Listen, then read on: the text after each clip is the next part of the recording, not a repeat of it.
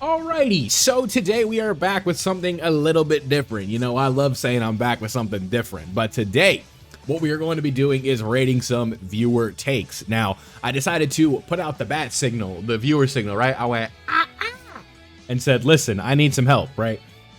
We don't really have much going on in Dokkan right now, so I said, give me some content, and this is what I decided to do. Give me some hot takes, right? I don't usually do hot take videos, but if you guys want to see them, let me know down below. Could always do these for fun, put out a tweet, be like, yo, let me know what you got, and we're good to go. So, I put out a tweet asking, I usually don't do these, but let's have some fun, and let me hear some hot takes that you have about anything, and I'll talk about them on my next video.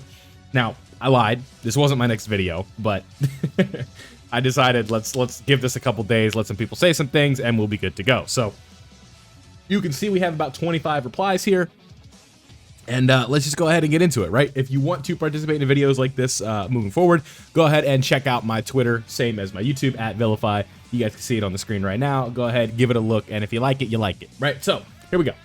The first one is coming from Rao. I have to do a second take on this one. I'm not gonna lie, but Dokkan really prioritizes balancing the scaling and power between unit releases due to the units we're getting, but they really need to cut the fact of putting units out that have lacking capabilities to perform optimally with the hard content. I basically had like a stroke trying to read this. I'm sorry if your wording is just too advanced for me, but what I'm taking from this is they are like okay, I'm done. They're just putting out, like, they're just saying, like, they need to just stop releasing characters that don't perform optimally in hard content, right? I think that's what they're trying to say. So we have, like, characters like this Vegeta, this new character with Gohan, right, where it's, like, kit-wise, they're not, like, too drastically better or worse than the last releases, but they just don't do well in the content that's scaled to the game right now. I think that's what they're saying, so I don't know if this is a hot take or not, and I'm just having trouble wrapping my brain around this one, but I think that's what you're trying to say. So, Ralph, if you want to explain that one in the comments, kind of clarify a little bit, maybe I can give a more defined answer in the comments of this video. All right, King Hitman. Let's see. Dokkan Fest TURs are not strong enough. Yeah. Most aren't built to withstand hard content for a long while now, and they used to be the cornerstone of every team. A shame that they're more like banner skimming units we're often annoyed by. I like LRs, but building teams with 6 or 7 of them feels watered down. I think that, like, so I guess we could kind of talk about this one for a little bit, right? I think with that in specific, it's just sort of the way that the game has naturally been trying to scale for the last few years, right? Where we went from sort of all TUR teams being like the way to go just because of links, and LRs were kind of like 1 or 2 to teams because those would be like the crown jewels, right? Where it'd be like, oh, you know, you want to run this LR because they're going to be the most impressive looking character on the team. But what you're probably going to have to do is run a lot of characters around that LR that make it look better, right? A really good example of this would be like the LR Go Bros, right? Where this is a team where if you want to use the Go Bros on a team, back when they released, their EZA is a whole different story, but what you would want to do most of the time is run the physical banner unit Gohan with them to give them the support and really kind of build the team around them, because that was sort of how they would look impressive, right? They weren't just a character you want to toss on a team and just like make them work. This was a character that you wanted to use TURs and fill them up with banner unit support and, you know, the banner unit themselves that came out with that Gohan and Goten to really make them look good. But again, I think this is like intended by the developers, right, for them to sort of move the curve to it like being like all LRs, because LRs that's what puts the money in their pockets, right? They can go out to sushi on Fridays because they get LRs, right? Like, or they put out LRs that people are putting a lot of money into, right?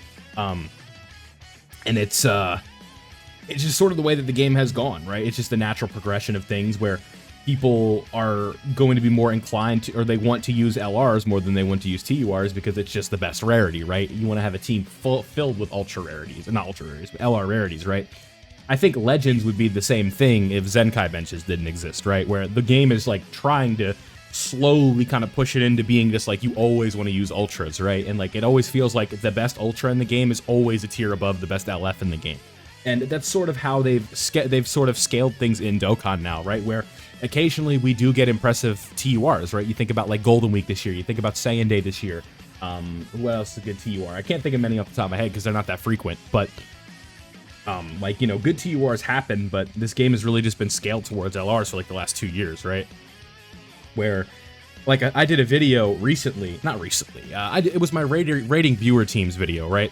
I had to put like an asterisk on that, like, don't send me your superheroes or Universe 7 teams, right? Because it was just going to be the same 6 LRs the whole video. So, yeah, I think I can agree with you on that. I think that, I don't really think that's a hot take, though. Like, it's just true. Like, you're just spitting facts. That TURs have sort of been phased out a little bit, and it's just like the good ones are few and far between now. So, you know, I hope that in the future we get better TURs, but I just think that the way the game is going, it's just, you know, especially with how we recommend that you summon now, it's just like TURs are just not the way to go. But yeah, I agree with that. What do we got here from Towelette? Gotcha loot boxes were like the red scare of gaming a few years ago. Everyone panicked about it, ignored good games that had it, got it taken out of games that needed it, and now that the dust has settled, it's very clear it's the best free game monetization system for everyone. That last bit makes sense, right? I think the Fortnite Battle Pass was sort of the big cornerstone of like the free-to-play monetization system, where, you know, if you want to put out the $10 to get the Battle Pass and you don't spend your V-Bucks in the store, it'll pay for itself, but you also get loads of content that is discounted because you spent like the $7.99 for the V-Bucks or whatever it may be. But like when you were saying this thing with like the red scare, right? Didn't think we'd be mentioning the red scare in this video, but the problem was it was infesting games that were $60, right?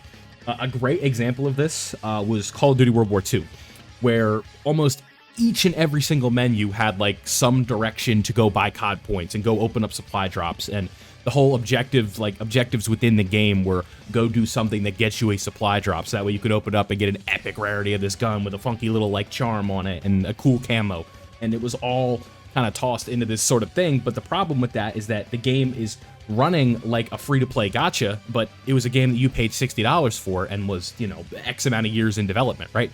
A full-on console game for the Xbox One, state-of-the-art, like as good as it gets for Call of Duty, and you open it up and it's just a casino, right? And that was sort of a big problem because, again, you do say free game monetization, so I'll give you that, but but why it was such a big deal was because it was just a plague over games that people were paying full price for, and it just ended up being like a huge issue, right? Like, it really is a good thing that Star Wars Battlefront 2 happened, right? Where I think it had something to do with like the Jedi heroes and stuff like that, where to unlock everything, it was literally like 3,000 hours or a low payment of $100, right? So it wasn't good. And then you think about something like Halo Infinite, where they thought like this will be a really good idea. They'll love this one. Let's make them buy the color blue, right? So it became a big problem. I think that the action that was taken was necessary, and I don't think that it was a I don't think it was like it was a scare that was necessary. I don't think it was like an overblown thing. I think that there really was a problem with how every game was turning into Ultimate Team with the way the monetization system worked, and I'm kind of glad that you know, we've sort of seen past that now, and we do have a lot of games that come out now that aren't as like that, but that's also just like a whole, I can't talk about this, this is a whole video on its own and not really something for my channel, but you know, looking at things like the way the gaming works now, right, where it's everything is in progress, everything's a beta, you get early access, or everything is live service, so that way that they can fix things up and they can, you know, it's like, oh, this game launched with 45 bugs, but don't worry because it's a live service, we can fix all of it, so stick with us for a year, and by the time the game's in its second year, it'll be playable. It's like, no, dude, go away. Like, give me what Elden Ring was out of the box, right? I think Sparking Zero has its problems, but it wasn't like, it was just a couple things that needed to be tweaked, right? Like, it wasn't too bad. Like, that game out of the box was good, right? That's what I'm looking for when I'm buying video games, and they're not that common these days. So, yeah, I know that was a lot, but I would agree with you that free game monetization, like, you know, these, if you want to play a game, right, like, a live service, free-to-play game, it has to make money if it wants to stay in business. So I would agree with that. I think Super Saiyan 2 Goku is a good form. I mean, I think the problem with him and Vegeta is it's just not, like, it's not distinct enough, right? It doesn't have that dramatic change in appearance that Gohan had, right? It's like Goku and Vegeta just kind of had it, right? Where Gohan had literally like one of the, like the apex of the series of Dragon Ball was Gohan going Super Saiyan 2, right? When Goku and Vegeta just like, oh yeah, we can do this too, right? Appearance-wise, it's not good, but hey, at least they gave both of them a good fight in that form with Majin Vegeta versus Goku, so yeah. Not too much to talk about there, but yeah, I mean, that's I don't even really think that that's a hot take. It's just kind of like whatever, right? I'm tired of pretending Wingstop fries are multiple levels above every other fast food fry. People gas up all these mid fries like In-N-Out and Arby's when Wingstop is at the top. Wingstop is at the top. So when I get Wingstop fries, I like light seasoning, well done, and then with ranch, right? I'm not a big fan of ranch, but I like Wingstop's ranch. That's about it. I don't think... I think you're being dramatic here. A level above every other fast food fry. I think McDonald's fries at their peak are really good. I like Wendy's fries at times. They're just okay, but like Five Guys? Like... So I know this individual, and I know Five Guys fries are not like... They can't really do them because of the oil they're cooked in. But I don't know. Wingstop fries being like multiple levels above every other fast food fry. I don't know, bro. Like, that feels like a hot. That's definitely a hot take. I'll give you that. So you kind of are following the prompt here. But yeah, I do like them. I think they put sugar on them or something like that. But I do like them. Like I said, well done, light seasoning. Sometimes even no seasoning if I'm feeling freaky. They do hit with some with like a 20 boneless or something like that. I'll give you that. I think year 8 was mid. Everybody does. In-N-Out fries are terrible, but I'm excited for tomorrow's episode of Bleach. That's real. In-N-Out fries. So if you guys don't know, I'm from the eastern side of the U.S., so In-N-Out is just not an option for me. And Bleach, today's episode was peak. I'm recording this after that. Some people are hating on Little Caesars way too much. IMO Little Caesars is top 3, excluding local places. Well, so the problem with this statement here, again, this is take 2 of this video. Some people are hating on Little Caesars way too much. Sure, right? Like the thing is it's cheap pizza, right? And like if I'm somebody here, like if I'm like, I don't like, it's tough to explain, right? I think if you want to talk about Little Caesars in the scale of like bang for your buck, sure. But like I've had Little Caesars before, and to me it's like a 5 out of 10 pizza. And 5 out of 10 doesn't mean nasty. It's just like, yeah, this is good. I can eat it, but I am not going out of my way for it. Do I prefer Domino's? Yes. Do I prefer Papa John's?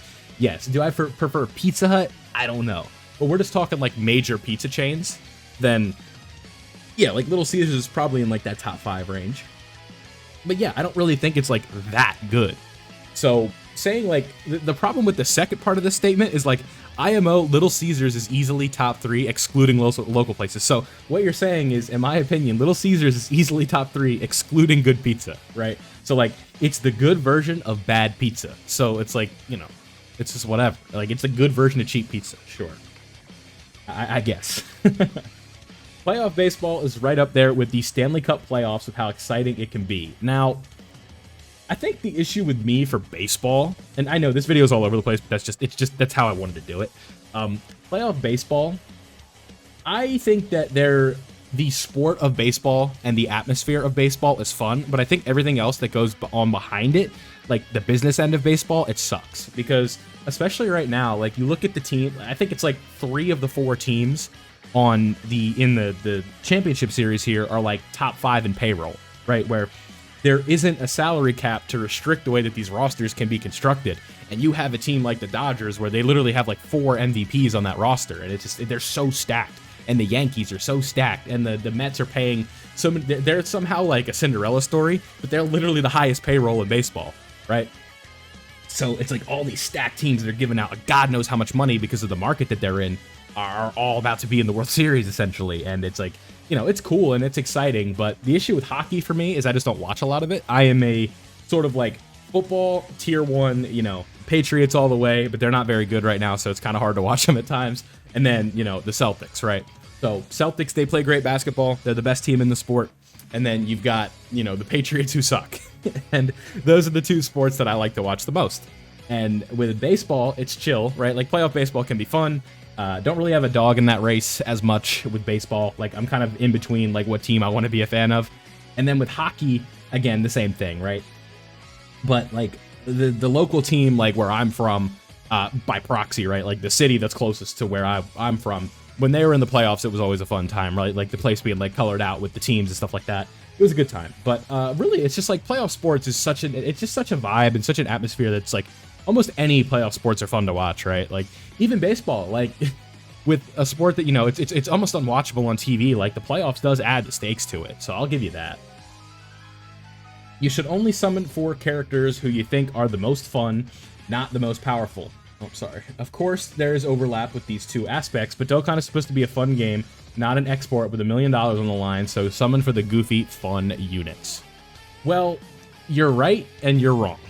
And let me tell you, you're not really wrong, but let me just tell you why I can't back that message. I am someone who is in the market of Dokkan information, helping the viewer and trying to push them in the proper direction in order to get the most out of their experience playing the game. I always preface, like when I do like should you summon videos, right? I always preface them with, listen, if this is your favorite character, if you're going to enjoy using this character, then go ahead and summon. But also as somebody, like I said, who's trying to relay information, a source that people go to for answers with something they don't know in the game. I have to tell you, I don't think this is the most valuable thing for your stones. I think you're better off spending them elsewhere, and I don't think that this is a sustainable like thing that you should be doing, right? A great example are the last 2 banners that came out on this game. I didn't even do should you summon videos for them because I didn't even want to entertain the idea that you even should be summoning for them, right? I should have just done a video saying why you shouldn't summon, but because those banners are bad value. There's not a ton of good characters on them. We are in a period where we need to start saving for the anniversary because those are where the good characters are on, and the dev assets are going to. And overall, you're going to have, it's a safe bet to assume that most players are going to have more fun, and this is just a guess, with LR Super Gogeta and Vegito during the 10th anniversary than they are going to be with Dirty Fireworks Vegeta, right? So again, I think as a YouTuber for this game who's trying to relay information and to help you guys become smarter Dokkan players, it's important for me to emphasize that you should not be summoning on filler banners like this. And in those videos, when I do say something about it, I say, but listen, if this is your favorite character, then go ahead, right? Because that, again, if that is somebody that you're going to enjoy using more than like an optimal anniversary unit, then the choice is yours. And that's the beauty of this world we live in, right? It's always a choice. If you want to summon, feel free. If you don't want to summon, go ahead and don't. But again, if I'm going to give out information and try and be a resource for Dokkan players, then I'm going to make sure that I preach a message that is of the most responsible thought process possible. So that's all. But again, summoning for characters you enjoy, I 100% agree with. Dokkan at a bedrock level is fundamentally flawed in terms of content. The game was not meant to survive as long as it has, and because of that, it's near impossible for the devs to innovate beyond this boss locks or this boss hits like they're throwing the moon at you.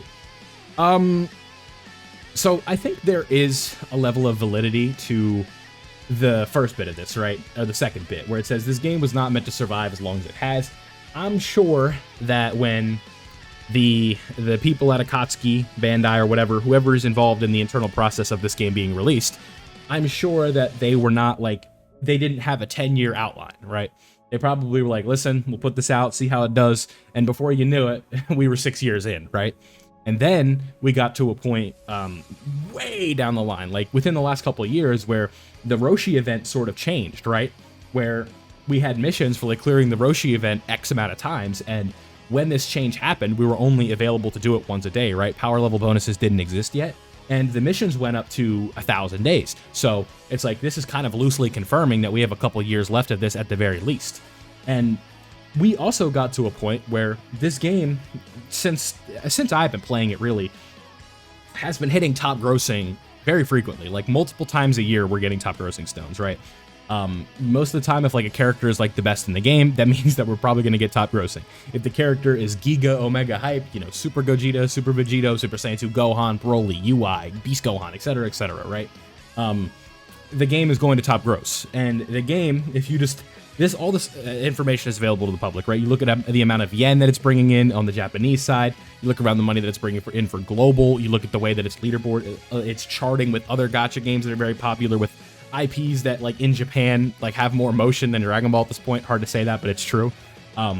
Like, the way that this game has competed with other big games, like, if you guys were around a couple years ago, and I'm pretty sure this game is still, like, a behemoth, but Uma Musume, the horse girl game, right?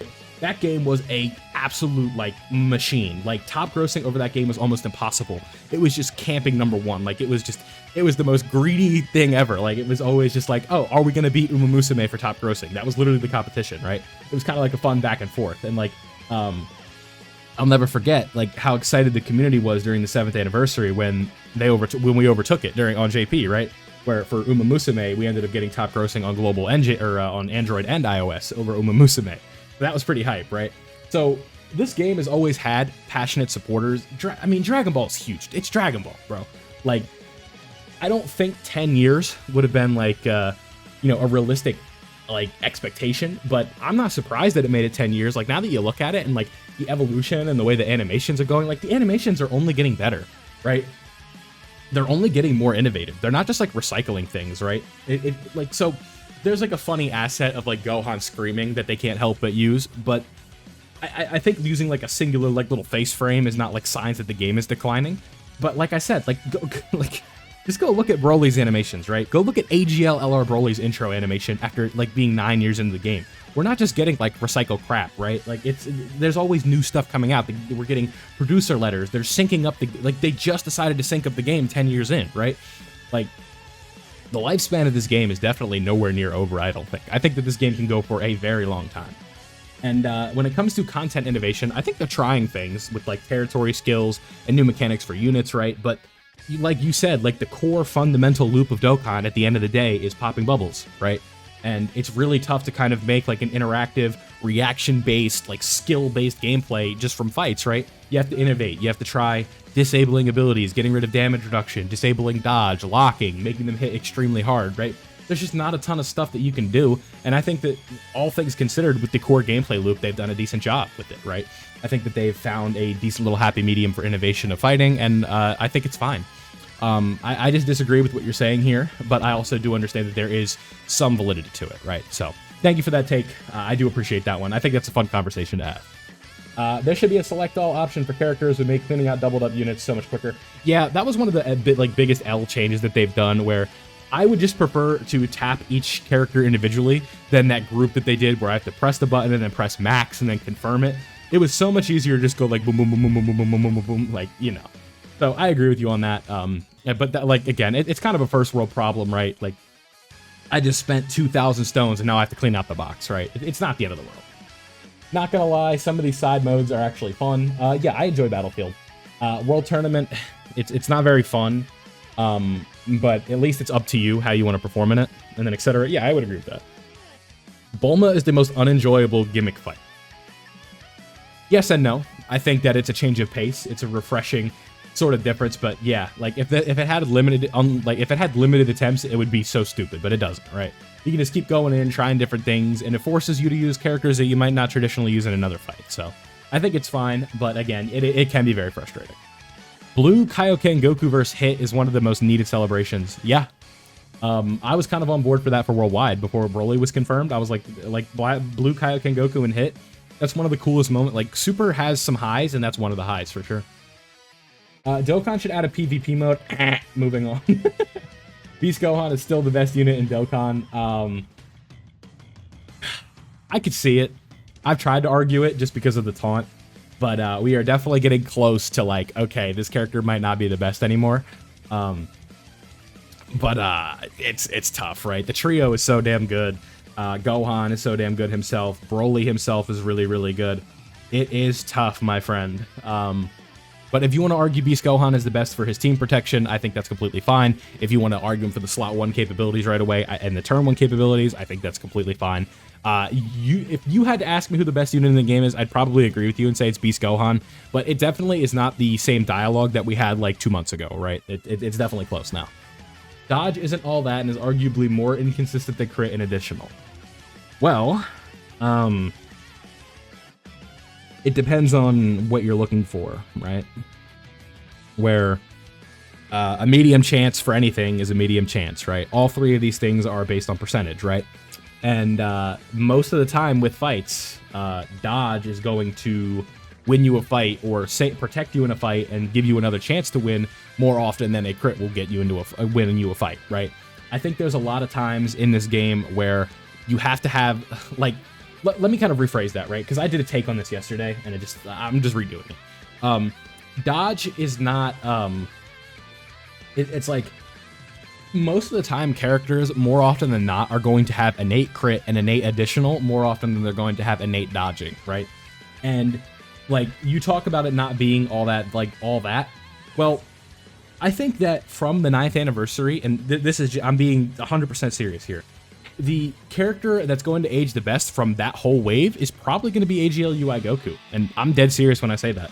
And that's because of that turn 1 and the easy access to a revive, right? This is a character that's not going to be getting hit very often, is going to constantly be doing crits, and the most valuable thing is you can't hit him turn 1. And I think that overall, that's probably going to be the most valuable thing, unless we start going to like 20 turn fights, which I don't think we will.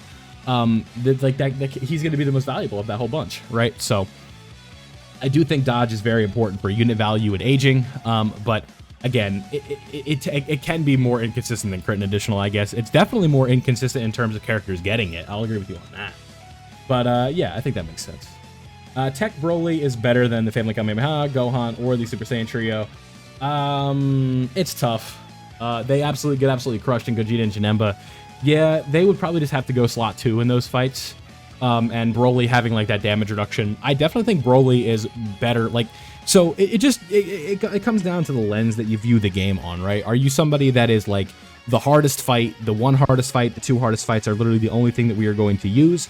Or are we going to evaluate it from a whole game standpoint, where if fights go on longer, give me Gohan in the trio. But if you just need like a quick like 3-4 turn fight, then Broly absolutely, because of the damage reduction he has, that initial turn, like being able to eat something in phase 1, like that's, or in turn 1, that's huge. And so I definitely see the point that you're making, but it's tough, right?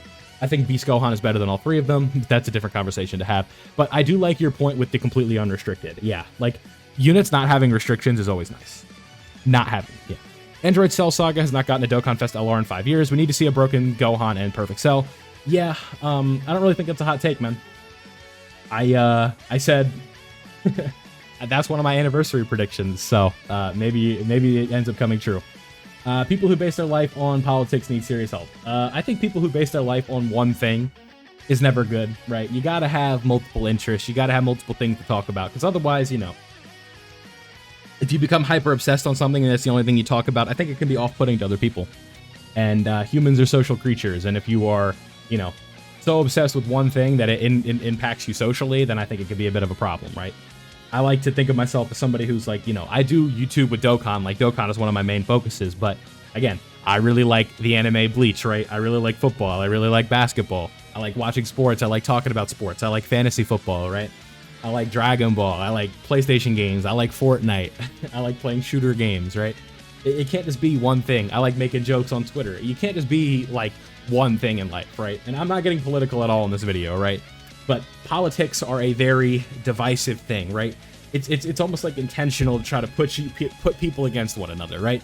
And at the end of the day, we're all humans. We're all looking for the same thing. We all want happiness, right? And, you know, politics is a fast track to not doing that. If the physical trio even had one hard int fight, people would be gushing about them. What? People gush about them all the time, man. They are better than STR Family Kamehameha because I value being able to run Mr. Number 1 as a lead, and Family Kamehameha, one of those MFs untransformed is getting you killed turn 1-3. Yeah. The physical trio gets glazed. Gohan is good, and Beast Gohan is good. No one cares about Dokkan right now. People really care about Dokkan. At the end of the day, it's a free game. It's very accessible, and maybe not everybody can afford a new console or a PC and Sparking Zero. So it's important to continue Dokkan content, because just because Sparking Zero is out doesn't mean that everybody has access to it. The uncontrollable power category should have been released with Cell Max and the artificial life forms. Part of his passive should have been uncontrollable power. Yeah, I think that makes sense. But in recent memory, I talked about this in the last take I did, because I did like 2 halves of this. One thing that I emphasized was like, a lot of the times, especially in modern releases, like I think they used to do this, but nowadays they really don't. New categories don't come out with gold coin LRs really anymore, because they're not meant to be ran as leaders. Like this guy's just like a 150, right?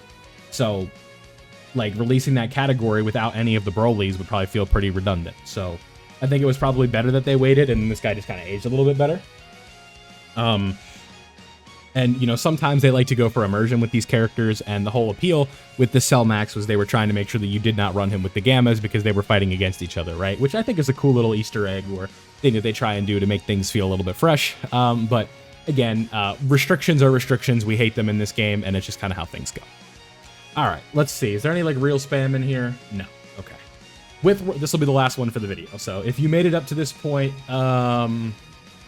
comment, give me an orange heart in the comments. With World Tournament coming up, I feel like people hate on it way too much. I may be even willing to argue it's better than Battlefield simply to do how anti-beginner Battlefield is and how hard it is to get the exclusive characters there compared to World Tournament.